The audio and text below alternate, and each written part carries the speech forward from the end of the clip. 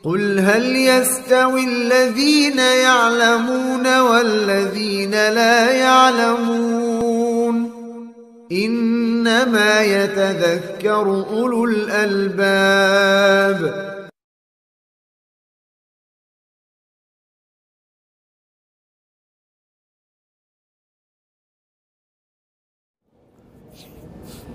ما حدث للغني المغرور من زوال النعم وكان الأولى به إعطاء الفقير حقه. Bahwa harta ya akhi kalau tidak dikeluarkan maka akan membinasakan pemiliknya. Ya.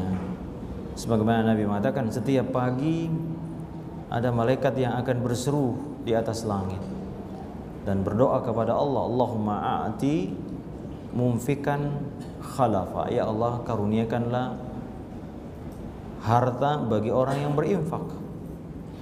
Allahumma a'ti mumsikan talapan. Malaikat yang satu mengatakan, ya Allah berikan kecelakaan dan kebinasaan bagi orang yang mumsik, yang memegang, menahan hartanya untuk berinfak. Maka ya ikhwan, masya Allah ya, harta itu kata Nabi, ma naqasat sadaqatum mimma, tidak akan berkurang harta yang disedekahkan. Ya, karena itu akan menghancurkan diri sendiri. Harta kalau tidak dikeluarkan ya akhi, dia akan cari cara sendiri untuk, maka akan dibinasakan oleh Allah tabaraka wa taala. Ayat yang dibacakan oleh Al-Imam ya Al-Ustadz Al-Fadil Ibrahim hafizahullah taala, ya apa tadi? Ya, masalul ladzina yunfiqu amwalahum kamathali habbatin ambatat sab'a sanabila fi kulli sumbulatin mi'atu habbah. Demikian perumpamaan yang Allah taala berikan kepada kita. Maka ya akhi, harta ini memang fitnahnya sangat luar biasa besar. Ya, kata Nabi sallallahu alaihi wasallam, setiap umat memiliki fitnah. Inna likulli ummatin fitnah wa fitnatu ummati al-mal. Setiap manusia, setiap umat memiliki fitnah masing-masing, ujian masing-masing, dan fitnah umatku adalah harta. Oleh karena ya, jangan sampai kita tertipu seperti orang kafir tadi, merasa sudah punya banyak lalu dia tidak mau mengeluarkan, dia bakhil, bahkan dia takjub, dia sombong, maka kebinasaan miliknya. Sebaliknya ya akhi, sebagaimana hadis Nabi sallallahu alaihi wasallam bahwa ada seorang yang rajin bersedekah dengan kebunnya, maka Allah Ta'ala berikan mukjizat, Pak, karomah. Apa itu? Hujan turun. Seorang laki-laki mendengar di atas langit seruan, turunkan hujan di pulannya, di kebunnya si Fulan bin Fulan. Maka dia melihat awan itu bergerak ke atas kebun dan menurunkan hujan persis di kebunnya itu toh. Maka dia masuk ke dalam kebun itu, dia mendapati seorang laki-laki pemilik kebun itu. Dia katakan, apakah engkau yang bernama Fulan bin Fulan? Dia menoleh, kok kamu tahu nama saya? Maka dia katakan, ini hadis Nabi, saya mendengar di atas langit seruan kepada awan untuk menurunkan hujan di kebun kamu ini. Maka pemilik kebun, karena engkau sudah tahu, ya, karena engkau sudah tahu, maka aku akan sampaikan. Demikian juga pentingnya menyembunyikan amalan. Seandainya dia tidak tahu ini rahasia ini, mungkin dia tidak kasih tahu. Berbeda dengan sekarang orang, Pak, ya. Ya, berusaha menampalkan amal. Ya. Saya bayangkan ya akhi, kalau sekarang ini ada jihad, betul-betul ada jihad ya, maka mungkin orang sedang jihad juga selfie. Lagi pedang Allah, Allahu Akbar ini. Masya Allah ya. Hilang amalannya. Hilang amalannya. Amalan jihad itu amalan besar, tapi kalau selfie ya Allah, hilang. Nah ini dia. Saya bilang karena kau sudah tahu maka saya kasih tahu kamu. Adapun saya katanya setiap panen maka saya bagi 3 hasilnya. Sepertiga untuk harta keluargaku, saya makan dengan keluarga saya. Ini haknya keluarga. Sepertiga kembalinya kepada modal untuk membiayai kembali kebun ini. Beli menanam lagi, beli bibit ya. Lalu sepertiganya saya sedekahkan di jalan Allah tabaraka wa taala. Subhanallah. Inilah yang menyebabkan Allah perintahkan seluruh makhluknya untuk berkhidmat kepada si ini. Dan ini saya sering mendengar kisah-kisah di Saudi, Pak ya. Bagaimana orang-orang seperti ini, dan banyak sekali yang baik tapi tidak pernah terekspos, Pak. Ya. Kemarin ada ikhwah mahasiswa Madinah cerita bagaimana dia ada seorang kaya raya di Madinah yang setiap tahun menghajikan orang dengan gratis, Pak. Para TKI dan tidak mau disebutkan namanya. Kemarin ada kisah katanya jamaah Indonesia tertahan pulang karena bawa duit 6 miliar ya. Yang setelah ditanya oleh petugas imigrasi di 3 hari diproses, ternyata dari mana uang milik seorang muhsinin Madinah yang minta bangun masjid di Indonesia dan tidak mau disebut namanya. Subhanallah, kita di Indonesia kan baru kipas angin sudah disebut di protokol, Pak ya. Ya akhi, Masya Allah ya. Nah, amalan ini kemudian Allah perintahkan awan semua. Ini demikian orang yang bersedekah ya akhwan. Untuk yakin janji Allah tadi dibacakan oleh ayat Al-Ustad ya. Allah Ta'ala seperti perumpamaannya orang yang menanam satu biji. Lalu kemudian biji itu membuahkan pohon. Ada 7 dahannya.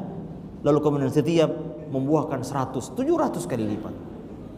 Wallahu yudha'ifu liman yasha, dan Allah melipat gandakan sesuai dengan apa yang Dia kehendaki. Kalau tidak ya ikhwan, harta ini akan menjadi penyesalan. Sebagaimana dalam surah Al-Munafiqun Allah Ta'ala gambarkan orang yang mau meninggal dunia, dia bilang laula akhartani, ya Allah tolong tunda sebentar, ila ajalin qarib, sebentar saja, fa asaddaqah, biar aku bersedekah. Sebagian ulama mengatakan ini menunjukkan bahwa penyesalan terbesar orang yang akan meninggal adalah masalah hartanya. Jangan terlambat ya akhwan, sebelum harta ini akan menjadi kecelakaan bagi kita, maka keluarkan harta yang selalu dikeluarkan ya. Anda pernah, siapa yang pernah ke Laut Mati?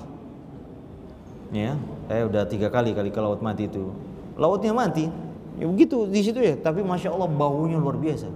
Tidak ada yang bisa hidup di situ. Demikianlah Pak, perumpamaan harta yang nggak pernah dikeluarkan, membusuk Pak. Sebaliknya di sebelahnya ada laut namanya Laut Mediterania Pak itu ya. Ya, saya pernah juga melihat, masya Allah indah sekali. Karena mengalir terus, air yang mengalir itu, air got kalau tidak mengalir Pak busuk Pak. Perumpamaan yang sangat baik bagi orang yang selalu menahan hartanya. Adapun jika antum sering keluarkan, maka subhanallah ya akhwan ya, ini janji Allah, ma naqasat sadaqatum mimma, tidak akan berkurang harta yang disedekahkan. Begitu juga ilmu ya, ilmu yang sering ditularkan enggak hilang-hilang, malah bertambah. Bertambah.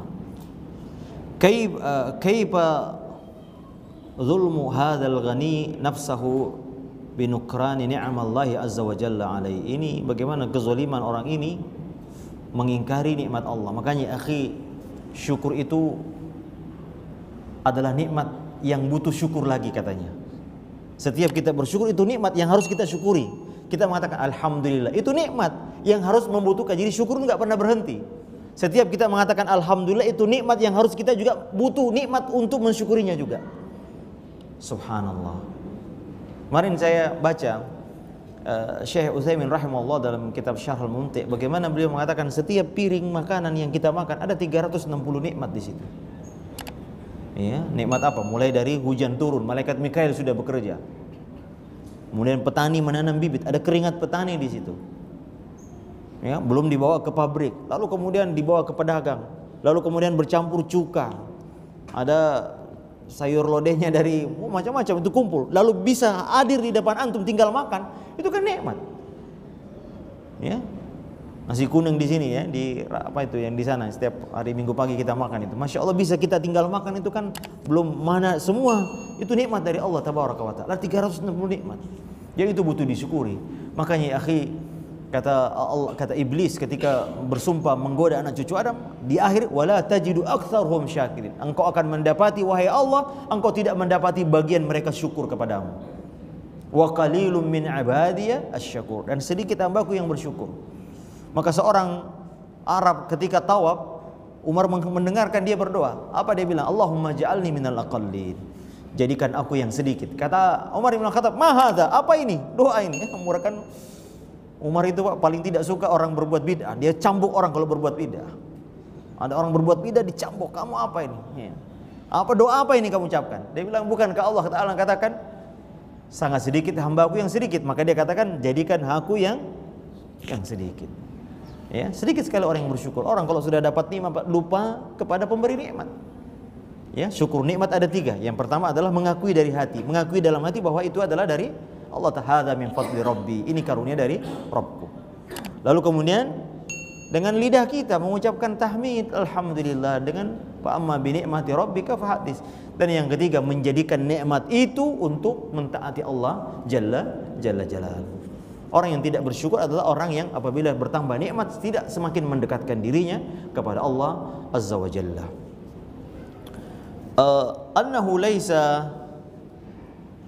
Annahu yajibu adami nisyani dzikrillahi wa ni'mahi bima yu'tihi li'ibadi.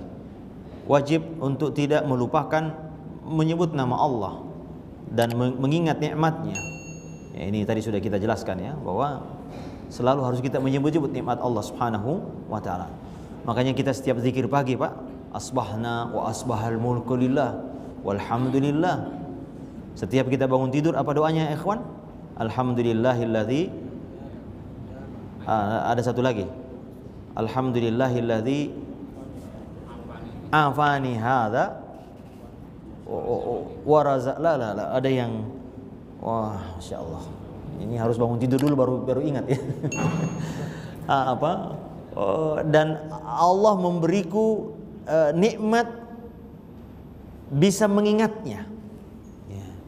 Setiap pagi kita mensyukuri nikmat Allah Jalla Jalaluhu ya akhi ya.